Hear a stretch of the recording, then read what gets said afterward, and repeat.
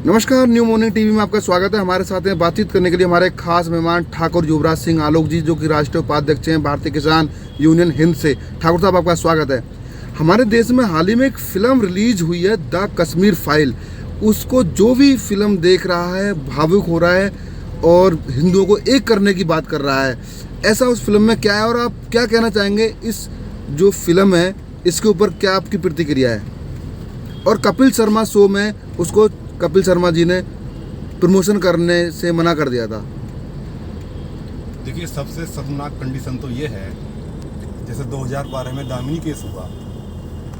एक कहीं भी कोई भी केस हो जाता है, एक मर्डर अगर हो जाता है तो उसके लिए सारी मीडिया, सारे प्रिंट मीडिया, इलेक्ट्रॉनिक मीडिया, सब में वो पब्लिसिटी के साथ आ जाता है।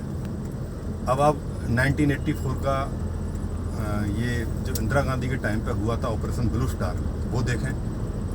भोपाल गैस त्रासदी देखें भोपाल का, या हिंदुस्तान में आज़ादी के बाद जितनी भी घटनाएं हुई हैं सब लोग जानते हैं। लेकिन 1990 में 19 जनवरी 1990 में जो ये 5 लाख कश्मीरी पंडित, कम से कम, एक दो नहीं 5 लाख कश्मीरी पंडितों का नरसंहार हुआ, उनकी बेटियों बच्चों के साथ बलात्कार हुआ, उनको किस तरीके से हिंदुस्तान, आज़ाद हिंदुस्तान में भारत की सरकार के रहते हुए उनको गलत तरीके से काटा चीरा गया, ये लोगों के संज्ञान में नहीं आया। सबसे पहले मैं बहुत बहुत धन्यवाद दिल से सैल्यूट करता हूं विवेक अग्निहोत्री को, जो डायरेक्टर निर्देशक हैं, कि उन्होंने जनता के सामने सच लाने की कोशिश की। धमकियां मिल रही हैं उनके परिवार को, जो राष्ट्रवादी लोग नहीं हैं उनको अलग अनर्गल प्रलाप कर रहे हैं। तो ये सच्चाई सामने आने चाहिए। इसमें कोई दलगत राजनीति नहीं है, इसमें राजनीति करने की आवश्यकता ही नहीं है। राष्ट्र सर्वोपरि है। मुझे तो बस दुख इस बात का है कि इतने वर्ष हो गए, 32 साल हो चुके, अभी तक जनता ये जान नहीं पाई। और जहाँ तक कपिल शर्मा की बात है, कपिल शर्मा का ये इतिहास रहा है, नच कहिए खुद कहिएगा, हंसाने में इसके लिए क्या वर्ड बोलूँ, ये अराष्ट्रवादी है। राष्ट्र सर्वोपरि होना चाहिए, उसमें किसी को भी कुछ सोचने की जरूरत ही नहीं है। तो मैं लोगों से अपील करूंगा, कपिल शर्मा के जो शो हैं उनका बहिष्कार करें।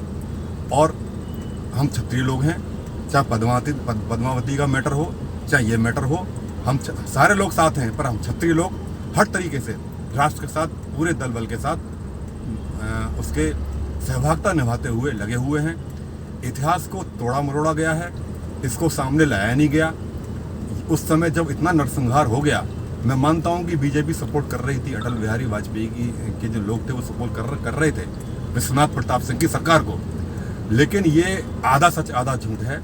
सत्य ये है कि वहाँ का मुख्यमंत्री फारूक अब्दुल्ला था।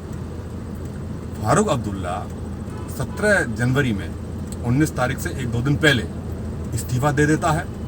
और वहाँ पे गाँव में जो CRPF लगी हुई थी, CRPF को हटाने का पहले ऑर्डर देता है, उसके बाद में इस्तीफा दे देता है। तो CRPF गांव से हट गई, सारे आतंकियों ने नरसंहार कर दिया। वहां कोई ऑर्डर देने वाला नहीं था पुलिस फोर्स को कि क्या किया जाए, PF को बुलाया जाए। भोपाल गवर्नर जगमोहन जी पहुंचे, तब तक काफी लेट हो चुके थे। वो तो वहां पर पाकिस्तान का झंडा लहराने वाले थे, उसको जगमोहन जी ने, गवर्नर उस समय के जो थे, उन्होंने उसको रोका। तो फिर भी इसमें विश्वनाथ प्रताप सिंह की सरकार की कहीं ना कहीं लापरवाही तो रही, और बीजेपी सपोर्टेड थी, वो भी कहीं ना कहीं कमी रही।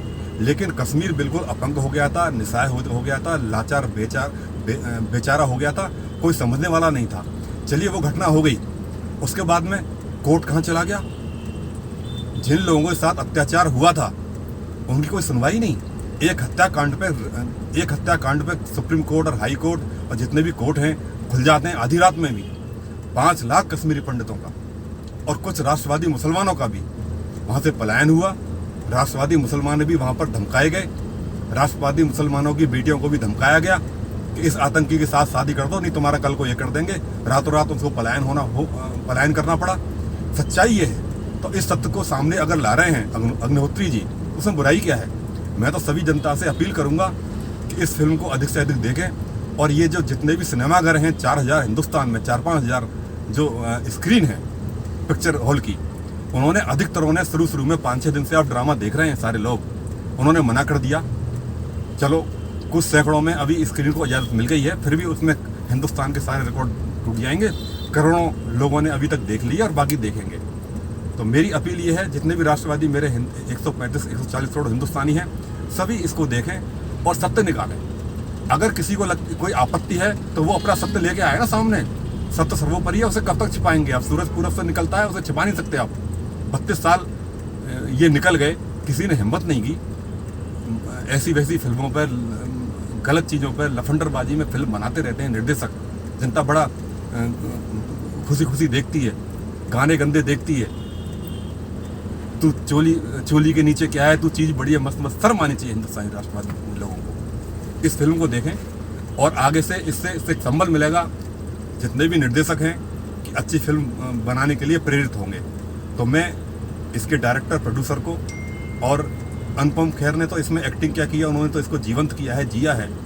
उनके पिताजी और जितने भी कश्मीरी पंडित अधिकतर हैं, वो वहाँ पर से पलायन जो किए थे, वो घटना उन्होंने अभिनय के द्वारा प्रकट की है। और मैं सरकार से अपील करूँगा कि जितने पलायन हमारे भाई कश्मीरी पंडित हो गए थे या राष्ट्रवादी मुसलमान भी वहाँ से पलायन कर गए थे, उनको वहाँ पर बसाया जाए। देर से ही सही, धारा 370 के कलंक को हटाना 70 साल बाद, ये बहुत अच्छा काम किया है सरकार ने। तो उसको, सरकार को बोलने में शर्म क्यों आती है?